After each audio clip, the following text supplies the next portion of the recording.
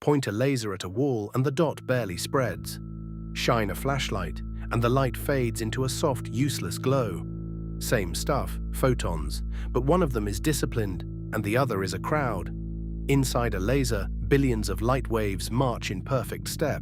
One color, one direction, all moving as one. Today we slice one open and watch ordinary atoms learn to make light that behaves. Start with a regular bulb. Its atoms get hot and spit out light in every color and every direction at once. The waves are out of step, like a stadium where everyone claps whenever they feel like it. That light is wonderful for seeing a room, but it scatters fast. Push it across a field and it thins into nothing. To build a laser, we need the exact opposite of this cheerful chaos. We need order.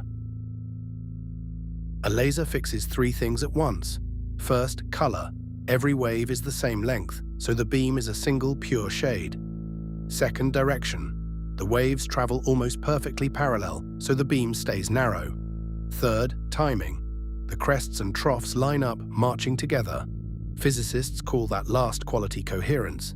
Get all three at the same time and light stops behaving like a drifting cloud and starts behaving like a precise, aimable tool. At the heart of every laser sits the gain medium, the material that actually makes the light. It might be a ruby rod, a sealed tube of gas, or a tiny chip of semiconductor. What matters is its atoms. Each one holds electrons that can sit low, calm and grounded, or leap to a higher rung when handed energy. That little jump up and the fall back down is exactly where laser light is born. Now we pour energy in, a process called pumping. A bright flash lamp or a steady electric current shoves the medium's electrons up to that higher rung again and again. Pump hard enough and something strange happens. More electrons are sitting high than resting low. That lopsided state is called a population inversion, and it almost never occurs in nature.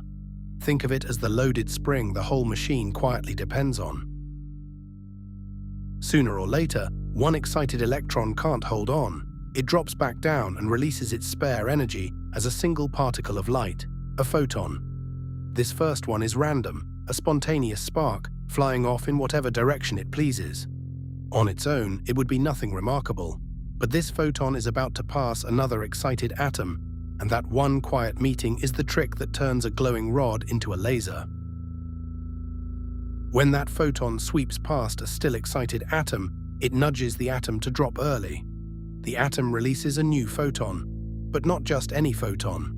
The newcomer is an identical twin, same color, same direction, perfectly in step with the first.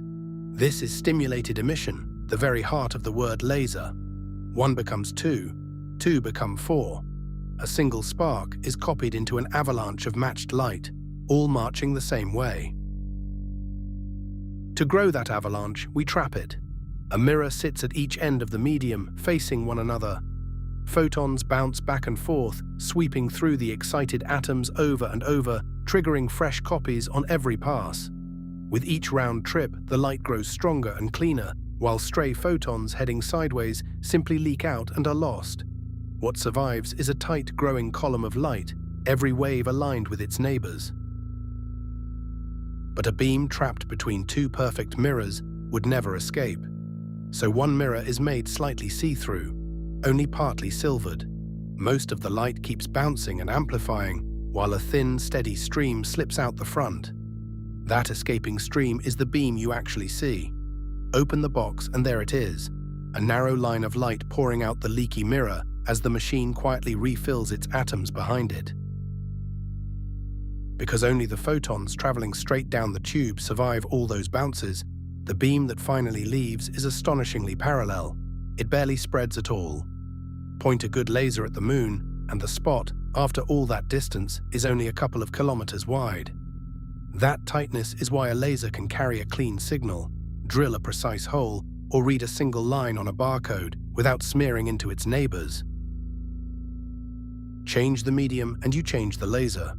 A red diode the size of a grain of sand scans your groceries. A glass fiber laser slices clean through steel. A gentle beam reshapes the curve of an eye or carries thousands of phone calls down a single thread of glass. The idea is the same every time. Excite the atoms, Copy one photon a trillion times over, and let an orderly stream of light do the work. So here's the whole chain. Start with a gain medium full of restless atoms. Pump in energy until more electrons sit high than low. A population inversion. One electron falls and releases a photon.